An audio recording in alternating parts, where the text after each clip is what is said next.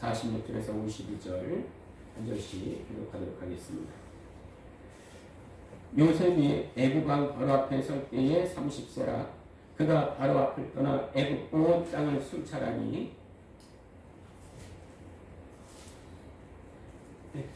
47절이요. 7배 국민의 도시수출이 12만원이라. 요셉이 애굽 땅에 있는 그 7년 목식을 거두어 각 성에 저장하되 각 성읍 주위의 밭의 곡물을 그 성읍 중에 쌓아두매 썩은 곡식이 바다보를 12만원 생기를 그쳤으니 그 수가 없으리라. 흉년이 들기 전에 요셉에게 두 아들이 나되 곧 온의 제사장 보디베라의 딸 아스낫이 그에게서 낳은지라. 요셉이 그의 장남인 그라스나 하나님이 내게 내 모든 것을 구하고 내 아버지의 온 시비를 잊어버리게 하셨다. 52절 같이 읽겠습니다. 시작. 하나님의 이름을 에브라임이라 하였으니 하나님이 나를 내가 수고한 땅에서 번성하게 하셨다 하였더라. 아멘. 할렐루야. 아멘. 우리 서로를 바라보시면서 흉년의 때에 흉년을 준비합시다. 서로 축복하며 인사하시겠습니다. 흉년의 때에 흉년을 준비합시다. 자, 작년 12월 마지막 주가 그제 같은데 정말 벌써 1년이 지나서 2025년도에 마지막 주를 보내게 되었습니다. 참 세월 빨라요. 세월 빠른데 오늘 마지막 주에 앞으로 우리는 뭘 준비해야 될까 말씀을 보면서 은혜를 나누도록 하겠습니다. 자, 오늘도 말씀 듣기 전에 우리의 마음을 하나님 앞에 고백하는데요. 절 따라하겠습니다. 성령님 말씀하소서. 내가 듣겠습니다. 성령님 깨닫게 하소서. 내 마음 문을 열어 주시옵소서. 아멘. 각 사람마다 하나님에 대한 인식이 다 다를 거예요. 하나님께서 각 사람에게 자신을 드러내어 보여주신 것을 계시라고 말씀드렸습니다. 그럼 요셉에게는 하나님이 어떤 분으로 비춰줬을까요? 아마도 제가 고백하듯이 하나님은 타이밍의 황제입니다. 이렇게 고백했을 것 같아요. 요셉이요. 믿음의 선조되는 아브라함 또 이삭 야곱보다 순탄한 인생을 걸었다고 할지라도요. 그들과 비교해서 그렇다는 거지요. 험난한 일을 참 많이 겪었습니다. 강간범이라는 유명을 썼죠. 감옥에 갇혀서 만 2년을 지내고 나니 벌써 30이 되는 거예요. 그때도 요셉은 한마디 불평하지 않습니다. 요셉이 뭘 생각했을까요? 여기에도 분명히 하나님의 뜻이 있습니다. 내가 꾼 꿈이 견몽이 아니지. 견몽이 뭐예요? 개꿈이에요, 개꿈. 이런 생각하지 않았을까 생각이 듭니다. 그 제 주위를 둘러보면요, 확실히 믿음의 일대가 풍파를 많이 겪어요. 그런데 또 일대의 은사를 또 가장 많이 경험하는 것 같습니다. 이에 비교해서요, 2대, 3대, 4대로 내려갈수록 은사를 받는 사람은 없지만요, 믿음의 안정감이 있어요. 어떤 사람은 모태신앙이라고 해서 난 못해, 그거 못해, 이래서 모태신앙이라고 하는데요, 선조의 믿음의 DNA는요 무시할 수 없습니다. 제 주위에도 그런 분이 있어요. 충분히 세상으로 나갈 수 있는 기질을 갖고 있는데 어머니의 기도로 인해서 계속 믿음 안에 거하는 분이 있습니다. 어머니의 기도요 실로 놀랍습니다. 지금 요셉은 몇 대입니까? 아브라함, 이삭, 야곱을 이어 4대째 믿음의 가문이에요. 여러분은 지금 믿음의 몇 대 가문이신가요? 저는 1대예요. 아주 풍파가 많았습니다. 근데 믿음의 가문이 오래될수록 믿음의 여유가 있고 안정감이 있어요. 그들에게 주로 나타나는 현상이 성령의 9가지 열매입니다. 성령의 9가지 열매. 그러니까 우리는 흔히요 성령 충만만 할 때 오해할 수 있는 것이 저는 어릴 때부터 부면을 다니면서 기도할 때 뜨거워지고 방언을 말해야 성령 충만한 줄 알았어요. 그런데 성경에는요 성령 충만만 할 때 크게 2가지를 말합니다. 하나는 플레토라고 해서 한번 따라해 보실까요? 플레토. 외적 충만, 외적 충만. 더운 여름날이요. 길가를 지나가는데 누가 바켓을 물을 팍 머리에 뿌리면은 정신이 번쩍 들 겁니다. 예, 이처럼 성령의 능력이 쏟아부어져서 가득하게 될 때 무슨 외적 충만 플레토그래요. 예, 이때 갖가지 은사가 나타납니다. 또 하나는 플레로라고 해서 따라하겠습니다. 한번 플레로. 이게 내적 충만이 있어요. 이거는요, 성령의 인도를 따라 하나님께 순종하면서 지속적으로 충만한 상태를 유지하는 것을 말합니다.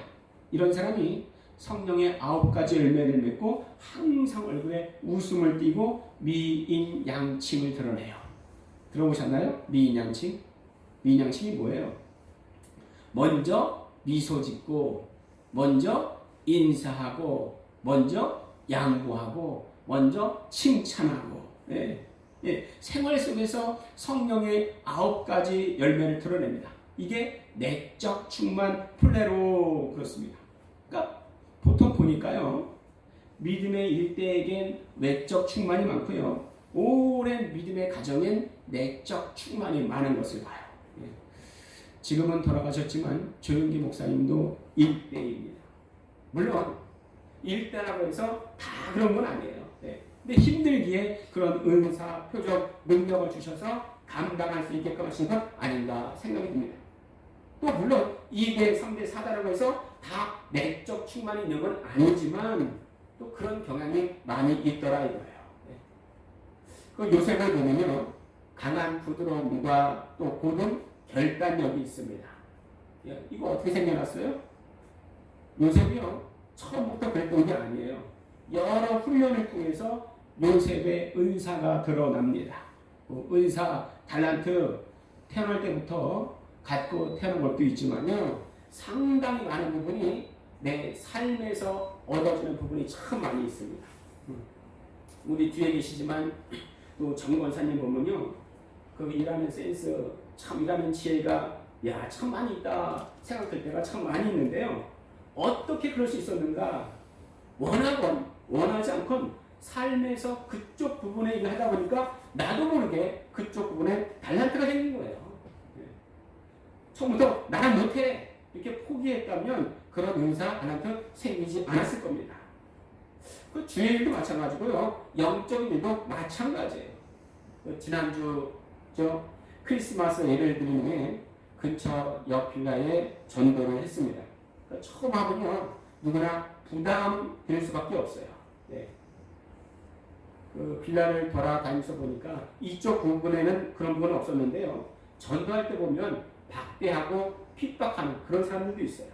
자, 그래 전도할 때 핍박받을지라도 그것을 넘어서서 기도하고 또 도전한다면 한층 더 믿음의 성장, 성숙을 이룰 수가 있을 것입니다. 나의 달란트, 은사, 신앙의 성장, 성숙은 주로 어디에서 많이 이루어집니까? 내가 한계라고 하는 그 지점, 그것을 뚫고 지나갈 때 신앙의 성장, 성숙이 이루어집니다. 자, 그래서 천국은 누구의 것입니까? 침노하는 자의 거예요. 침노하는 자. 기독교인에게 치명적인 죄가 뭐라고 그랬습니까? 무관심, 무관심. 무관심한데 어떻게 천국을 침노할 수 있겠습니까? 내가 손 놓고 가만히 있으면 결코 신앙의 성장, 성숙은 이루어지지 않습니다. 자, 지금 요셉이요, 광야의 체험을 하고 바로 앞에 서는데 그때 나이 30이에요. 애굽에서 총리가 될 수 있는 최소한 나이가 몇 살이라고 했습니까? 30살, 30살. 이러니까 요셉이 하나님은 정말 타이밍의 황제이시구나 고백하지 않을래야 않을 수가 없는 거예요. 사실 우리가요, 하나님에 대한 또 서로 간의 각자 인식은 다 다를지라도 공통적인 것이 분명히 있는데 그 중에 하나가 바로 하나님은 타이밍의 황제이십니다 할 겁니다. 하나님은요, 좀 기가 막히십니다. 기가 막히세요. 요셉이 바로 왕을 접견하고 나서 애굽 온 땅을 순찰합니다. 요셉의 꿈이 조금씩 현실로 이루어지고 있는 것을 보게 됩니다. 자, 7배 풍년에 들었어요. 토지 소출이 심히 많습니다. 곡물을 쌓아둘 곳이 없어요. 얼마나 기쁘겠습니까? 모든 것이 차고 넘치고 기쁨이 있는데 불만이 있다면 쌓아둘 장소가 없다는 거예요. 이거. 세상 사람들이 최고의 만족 아닙니까? 최고의 기쁨 아닙니까? 예. 마음의 기쁨은요, 똑같은 일을 겪어도요, 넉넉하게 받아줄 수가 있습니다. 똑같이 먹어도요, 못 살면 배가 더 고파요. 예. 똑같이 먹어도요, 잘 살면 조금만 먹어도 배가 불러요. 예. 왜? 마음에 평안이 있고 기쁨이 있으면 다른 사람이 다 용서가 됩니다. 예. 용서 못하는 거는요, 내 안에 가난함이 있다는 증거예요. 예. 그 마태복음 5장에서 말한 심령의 가난함이 아니고 모자라고 결핍된 불평과 불만이 쌓여있는 그런 가난함이에요. 예. 이게 있으면 용서가 안 됩니다. 자, 그러나 지금 요셉의 때엔 모든 게 다 풍요롭습니다. 모든 게 다 넉넉한 거예요. 자, 오늘 말씀 48절에서 50절 교독하며 읽도록 하겠습니다. 요셉이 애굽 땅에 있는 그 7년 곡물을 거두어 각 성에 저장하되 각 성읍 주위에 밭의 곡물을 그 성읍 중에 쌓아두매 쌓아둔 곡식이 바다모래 같이 심이 많아 세계를 거쳤으니 그 수가 많이 섰습니다. 50절 같이 읽겠습니다. 시작. 흉년이 들기 전에 요셉에게 두 아들이 나되 곧 온의 제사장 보디벨의 딸 아스낫이 그에게서 낳은지라. 자, 여러분, 지금 풍년이에요. 지금 풍년의 때입니다. 근데 계속 될 것 같은 풍년 이후에 반드시 이루어질 하나의 사건이 기다리고 있는데 그게 뭐예요? 흉년이 온다는 거예요. 흉년이에요. 예. 지금 풍년인데 앞으로 반드시 흉년이 온다는 거예요. 그래서 잠깐 동안의 풍년의 때에 흉년 준비하는 것이 진짜 영적인 지혜입니다. 예. 지금 풍년의 때에 요셉에게 두 아들이 태어나는데 장남이 므낫세입니다. 그 뜻이 뭐예요? 잊어버림. 그럼 왜 장남의 이름을 므낫세, 잊어버림이라고 지었을까? 예? 그것이 바로 51절에 나와 있습니다. 같이 한번 51절 같이 읽겠습니다. 시작. 요셉이 그의 장남의 이름을 므낫세라 했으니 하나님이 내게 내 모든 고난과 내 아버지의 온 집을 잊어버리게 하셨다며. 적어도요, 요셉이 하나님의 다스림을 받는 자라 할지라도 역시 인간이에요. 네. 얼마나 요셉이 착합니까? 그러나 착할수록요, 더 큰 마음의 상처를 받습니다. 예, 착해서 말 안 해서 그렇지요. 상처 안 받는 게 아니에요. 예, 마음에 두고 있기에 또 갑자기 터져버릴 수가 있습니다. 그걸 보고 다른 사람들은 야, 이 저놈이 평소에는 안 그러더니 갑자기 미쳤나 그럴지 모르겠지만 갑자기 그런 게 아니에요. 평소에 마음에 두고 있던 억압의 쓴뿌리가 밖으로 팡 터져 나온 겁니다. 그래서요, 인생 살면서 가장 조심해야 될 사람이 착한 사람이에요. 착한 사람. 예, 더 자세히 말하면요, 상처를 늘 안고 살아가는 사람이에요. 요셉이 하나님의 사람이라고 해서 과연 그것을 초월할 수 있었을까? 아니요. 요셉이 적어도요, 마음에 담고 있었던 두 가지가 있었는데 아버지에 대한 마음의 염려와 자기 고난의 이유에 대한 마음의 아픔을 가지고 있었습니다. 어떻게 그것을 쉽사리 잊을 수 있겠어요? 형들이 자신을 죽이려고 할 때, 또 자신을 구덩이에 밀칠 때, 그것이 떠오르면은 쉽사리 잠이 들었겠습니까? 네. 잊을 수가 없었을 거예요. 그런데 그가 첫 아들을 낳을 때 그 이름이 뭐였습니까? 므낫세. 뜻이 뭐라고요? 다 잊어먹었다. 내가 다 잊어먹었다. 그러니까 무슨 말이에요? 그 이전에는 므낫세를 낳기 전까지는 그 아픈 마음을 마음에 품고 있었다는 거예요. 첫 아들인 므낫세를 낳았을 때 갖고 있던 모든 마음의 상처, 아픔, 쓴뿌리를 다 날려버렸다는 겁니다. 정말 여러분, 날려버릴 수 있겠어요? 응? 여러분들도 마음의 상처, 아픔, 쓴뿌리가 많이 갖고 있잖아요. 언제 날려버리셨습니까? 요셉은 날려버렸는데 어떻게 날 수 있었는가?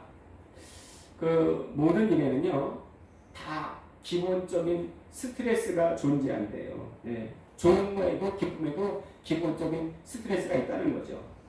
서로 좋아서 결혼할 때도 스트레스가 있는데요. 그런데 결혼이 즐겁단 말이죠. 왜? 결혼의 그 기쁨이 기본적인 스트레스를 넘어서니까 그것을 잊어버릴 수 있는 거예요. 100점 맞아도요, 스트레스가 있대요. 아니, 기본적인 스트레스가 있다니까요. 근데 왜 기뻐요? 그 기쁨이 기본적인 그 스트레스를 넘어서니까 스트레스를 날려버릴 수가 있는 겁니다. 자, 근데 이 기쁨이 바로 누구한테 있어요? 요셉에게만 있습니까? 아니요. 우리에게도 있어요. 주님이 나를 얼마나 사랑하시는지 알고 기도할 때마다 주님의 아름다우심을 보는 그 사람에게 있습니다. 그 사람이 내가 되기를 우리 주님의 이름으로 축원드립니다. 아멘. 중요한 건 이거예요. 요셉이 첫 아들을 낳고 너무 기뻐서 내가 이전에는 다 있겠노라 했는데 이것이 자기 안에서 흘러나온 기쁨이 아니라 하나님이 주셨다 고백합니다. 다 같이 한번 51절 읽겠습니다. 51절 시작. 요셉이 그의 장남의 이름을 므낫세라 하였으니 하나님이 내게 내 모든 고난과 내 아버지의 온 집을 잊어버리게 하셨다며. 아니, 하나님 모습이 얼마나 예쁘겠습니까? 요셉은요, 자기 기쁨의 모든 결과를 모두 하나님께 돌리고 있습니다.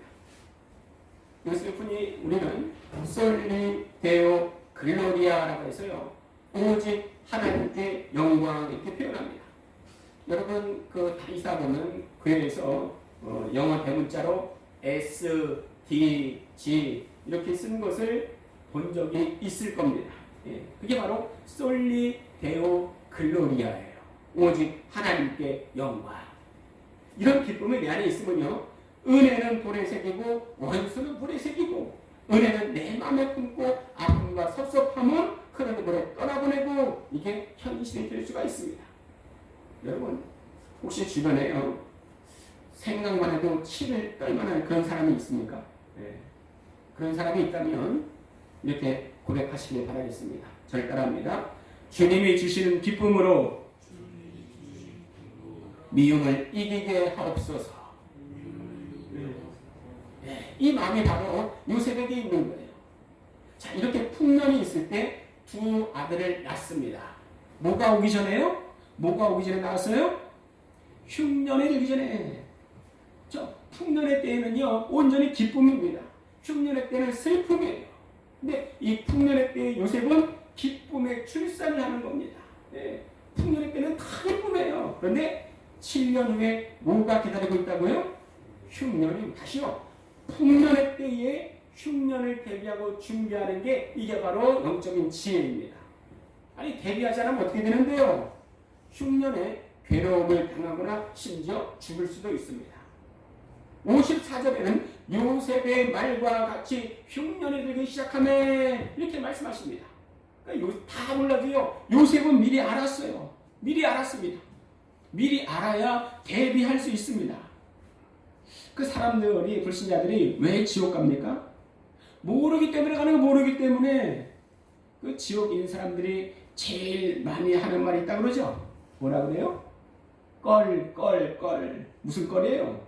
내 이럴 줄 알았으면 예수님 믿을 걸. 내 이럴 줄 알았으면 모 권사가 전도할 때 영접할 걸, 믿을 걸. 그래서 껄 한다잖아요. 모르니까 하는 걸. 모르니까. 요셉은요, 하나님이 주신 꿈으로 앞으로의 일을 미리 보는 해안이 있었습니다. 미리 아는 요셉이 많을 때요, 주변인들은 알아듣고 준비했었어야 할 것입니다. 자, 그런데 문제는 뭐예요? 듣기는 진창 듣는데 준비를 안 하는 거예요. 준비를 안 해. 그 노아의 때가 그랬죠. 100년간 홍수를 대비해서 방주를 지었지만 노아의 가족 외에는 단 한 명도 홍수의 그날을 준비하지 않았습니다.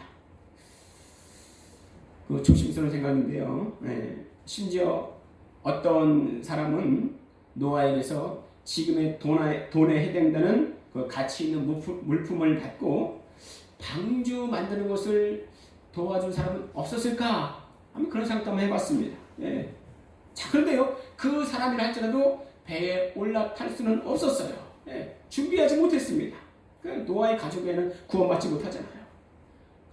유대교 전승에 따르면 노아가 방주를 짓는 동안 사람들에게 회개를 촉구했지만 그들은 비웃고 방해만 했다 이렇게 말을 합니다. 실제로 그랬을 것 같아요. 예. 그 제가 학생 때에 그 모 선생님의 교재로 그 영어를 공부했는데 지금 다 잊어보세요. 다 잊어봤는데 맨 앞언절에 쓰인 하나의 글귀를 기억하고 있습니다. 그게 뭐냐? Make hay while the sun shine. 예. 우리 이명문 집사님은 뭔지 아실 것 같은데, 예, 그 뜻을 아시죠? 그렇죠? 끄떡끄떡? 네, 아시죠? 그 뜻은 뭐냐면은 해가 있을 동안에 건초를 말려라 하는 뜻이에요. 무슨 의미입니까? 기회를 놓치지 말라는 거예요. 기회를 놓치지 말라. Make hay while the sun shine. 해가 있는 동안에 건초를 말려라. 이게 진짜 지혜입니다, 여러분. 풍년의 때에 흉년을 준비하는 게 진짜 지혜예요. 자, 다시 흉년을 언제 준비해야 된다고요? 풍년의 때에, 풍년의 때에. 흉년을 들었을 때에 흉년을 준비하려고 한다면 이미 늦은 거예요. 자, 그렇다면 여러분, 지금은 풍년의 때입니까? 흉년의 때입니까? 흉년의 때요? 우리나라와 또 전 세계가 돌아가는 지금의 현실의 상황을 보자면 풍년에서 흉년의 때로 넘어가는 과도기가 아닌가 싶어요. 네. 혹시 오해하실까봐 또 흉년, 풍년이라는 것은 내 재물에 또 많고 적음을 말하는 게 아닙니다. 네. 물론 앞으로 더더욱 기근이 심해지고 또 물가가 오르고 그런 것도 분명히 존재하겠지만 더 심해지는 것은 교회에 제대로 된 말씀이 사라질 겁니다. 예. 우리는 이것을 경계해야 되는 거예요. 우리 주보에 아모스서 8장 11절 한번 읽어보겠습니다. 아모스서 8장 11절 같이 읽습니다. 시작. 주 여호와의 말씀이니라. 보라, 날이 이를지라. 내가 기근을 땅에 보내리니 양식이 없어 주림이 아니며 물이 없어 가람이 아니요 여호와의 말씀을 듣지 못한 기갈이라. 여러분, 제대로 된 하나님의 말씀을 듣지 못하는 흉년의 때가 반드시 올 겁니다. 이러한 때에 정말 가장 중요한 게 뭔가?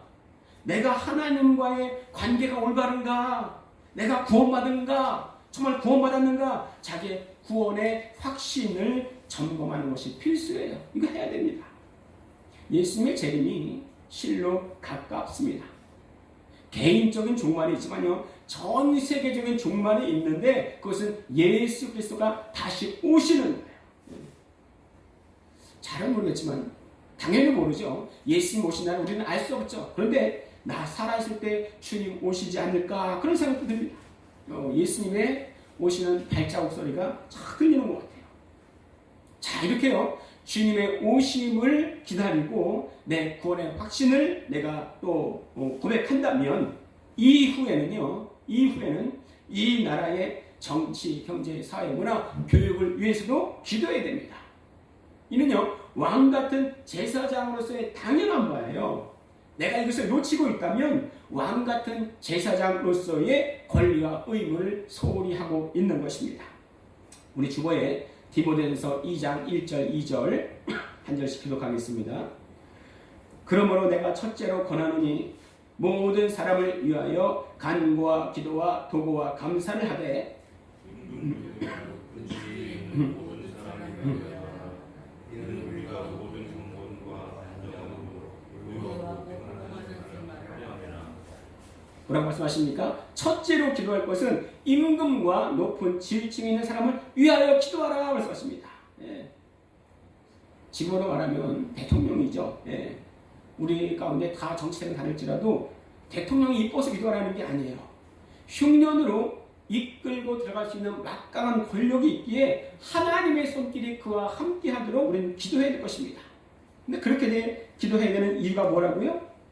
우리가 모든 경건과 단정함으로 고요하게 또 평안한 신앙생활을 하고 싶게 하는 거예요.